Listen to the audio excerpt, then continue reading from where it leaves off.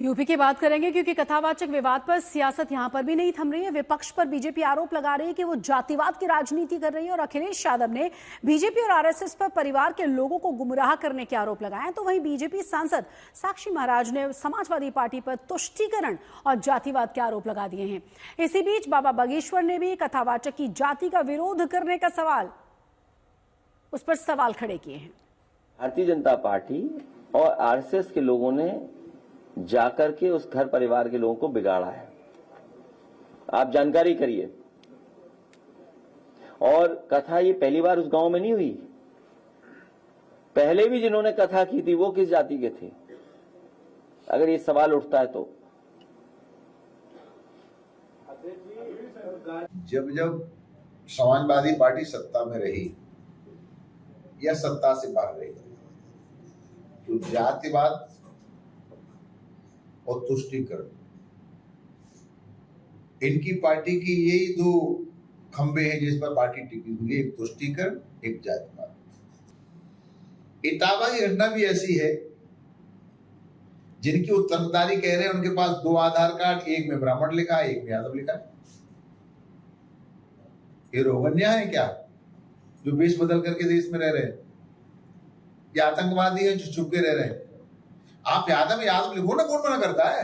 यादव लिख करके कथा करो, कौन रोक रहा है तुमको? जाति ना पूछो साधु की, पूछ लीजिए ज्ञान, मोल करो ना तलवार का तो पड़ी रहे दो मया। भगवान की कथा, भगवत चर्चा, सत्संग, सनातन का प्रचार किसी जाति विशेष का नहीं है। भगवत चर्चा और सत्संग, भगवान की वार्ता, भगवत कथा को कहने का अधिकार सबको है। भगवान की कथा सब कह सकते हैं, कोई इसमें दोषी नहीं। तो यूपी में जाति वाले विवाद के बीच एक बार फिर से योगी आदित्यनाथ ने अखिलेश यादव का नाम लिए बिना हमला किया है। योगी आदित्यनाथ ने अखिलेश सरकार पर वोट बैंक के लिए सियासत करने के आरोप लगाए हैं। तो वहीं एक बार फिर बटोगे तो कटोगे किनारे को दोहराया है। वोट बैंक के लिए लोग कब तक और कितना बांटेंगे देश को?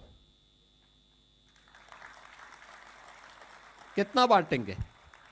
ये बांटने वाले लोग वही हैं जिनको जब अवसर मिला था तो उन दुर्दांत माफियाओं के सामने नाक रगड़ रहे थे। आप याद करिए, अंतर यही होता है। जाति के नाम पर बांटने वाले लोगों ने माफियाओं के सामने सत्ता को गिरवी रख दिया था और इन्होंने वन डिस्ट्रिक्ट वन माफिया देकर के प्रदेश की कानून व्यवस्था को पूरी तरह सत्यानाश करके रख दिया था। ये वही लोग हैं। आज भी ये लोग घूमते हैं, क्योंकि पहले तो नौकरी के नाम पे वसूली करते थे।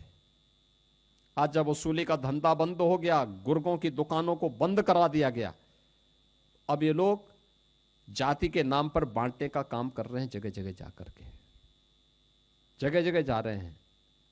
मैं तो बार बार इस बात को कहता हूं कि बटोगे तो कटोगे।